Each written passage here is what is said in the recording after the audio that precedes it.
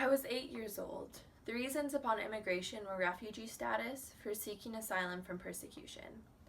My family was being persecuted for being a minority, and on top of it, my father was a general in the army.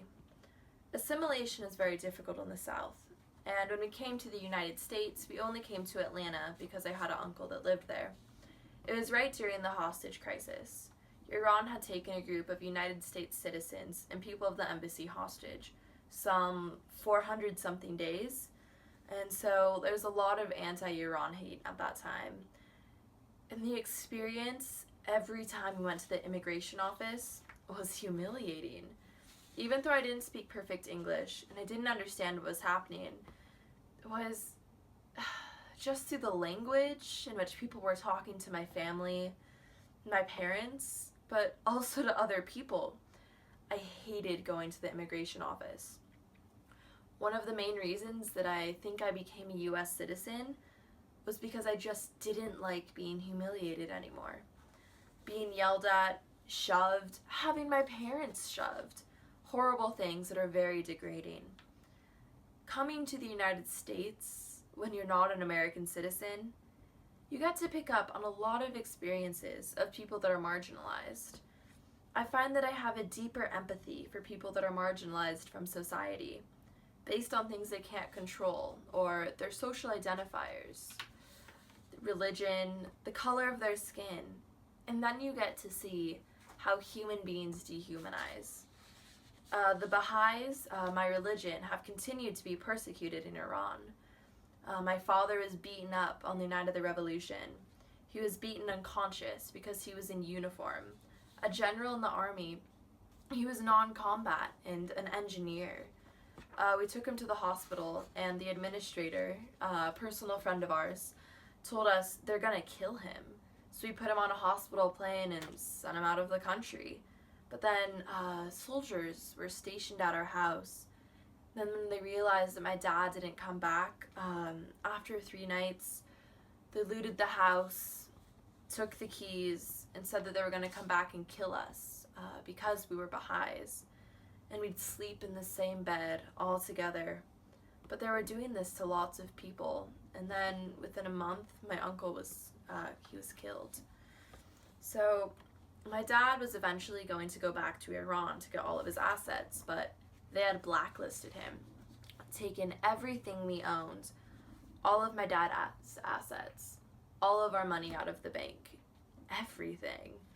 A lot of people go back and forth, but I think the fact that we're not Muslim makes huge, huge difference.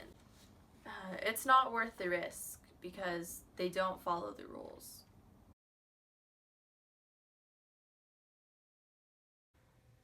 My parents, my dad really wanted to come to America.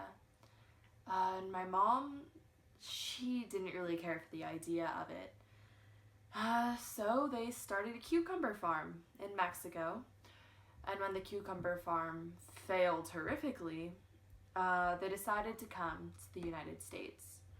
My dad always tells me, if it wasn't for me not knowing how to grow cucumbers, you wouldn't be a US citizen. So I'm pretty grateful for that one. Well, when we came here, I was born here. The first 3 months of my life, my parents were homeless. And we had to stay inside of a garage attached to a really small house with 12 other family members, relatives, but really, really distant relatives. A social worker found me and found a home for us at a pastor's house until I was 6 months old. And I've wanted to contact him, but I haven't been able to find him anywhere. The first apartment they applied for, the landlord and him, my dad, were talking, and he asked, "Are you Russian? Your accent." My dad responded, "No, I'm Mexican." The landowner said, "Oh, we don't have any apartments open for you."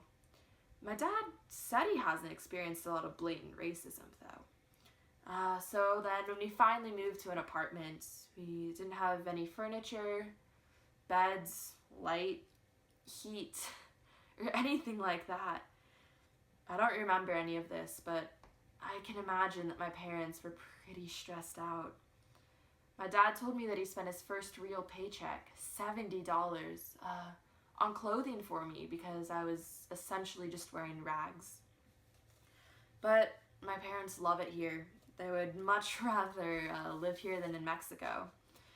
But there's definitely a piece of you that you have to lose if you come to the United States. Because you have to, if you want to fit in, you have to give up some of it. It's the immigrant sacrifice. It's what you do. But being the son of an immigrant can be tough at points. But one of the things that I'm most worried about with my parents, my dad, is how I'm going to help him when he retires. And he's working a very labor-intensive job. So once he gets old, I'm going to inherit the burden. And it's just things like that that I think about when I'm going off to college that other people might not have to think about. And it's stressful.